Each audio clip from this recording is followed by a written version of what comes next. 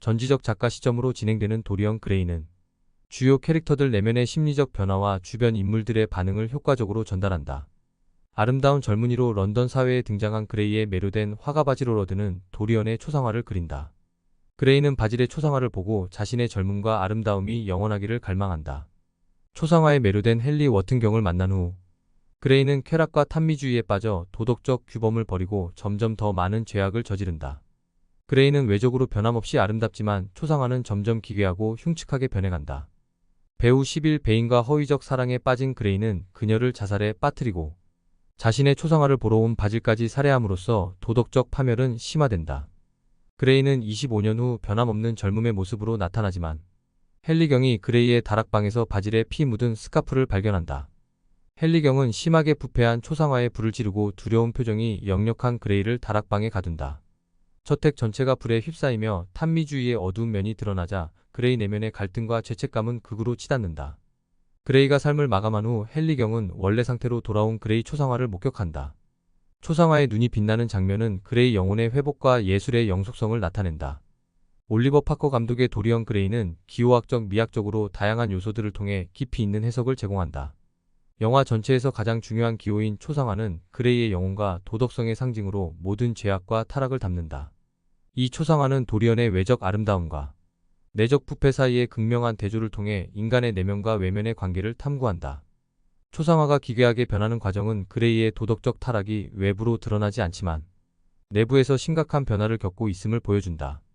그레이의 캐릭터는 영원한 젊음과 아름다움의 상징으로 인간의 허영심과 욕망을 기호화한다.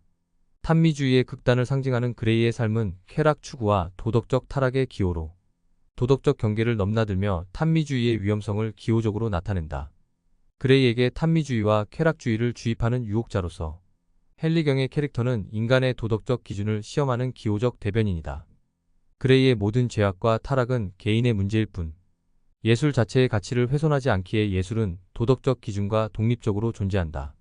빅토리아 시대의 런던의 어두운 색조와 음침한 분위기를 통해 고딕 미학을 구현한 도리언 그레이는 화려함과 어두움을 동시에 보여준다. 세트와 의상으로 영화의 전체적인 미학적 톤을 설정하여 아름다움과 타락을 동시에 양립시킨다. 특히 그레이의 초상화가 보관된 다락방은 젊음과 미에 대한 집착이 상징적으로 드러나는 영화의 중심적 공간이다. 그레이 역의 벤 반스는 복잡한 내면을 섬세하게 표현하여 외적 아름다움과 내적 타락을 동시에 보여줌으로써 미학적 주제를 구체화하는 데 성공한다. 그레이가 거실에서 연주하는 낭만적 아름다움의 클래식은 배우 시빌 베인이 속한 하층민의 생계를 위한 음악과 대비되는 문화적 정체성을 드러낸다. 그레이는 베토벤의 월광 소나타와 쇼팽의 피아노 프렐류드로 시빌 베인을 유혹하고 죽음에 이르게 한다. 콜린 퍼스는 헨리경의 냉소적이면서도 매력적인 모습을 효과적으로 연기하여 탐미주의와 쾌락주의의 유혹을 상징하는 인물상을 설득력 있게 표출한다. 향락적이고 감각적인 삶을 추구하는 헨리경은 빅토리아 시대 젠트리층의 엄격한 도덕성에 반발하는 이국적 정체성의 표현이다. 헨리경의 탐미적 사고방식에 영향을 받은 그레이의 거실에는 동양의 불상이 놓여있다. 동양의 불상은 현실을 초월하여 독자적인 가치를 지니는 예술을 위한 예술의 또 다른 기호이다. 아시아적 색채의 배경음악은 파우스트적 주제 속에 그레이의 심리적 변화를 반영하여 감정적 깊이를 선사한다.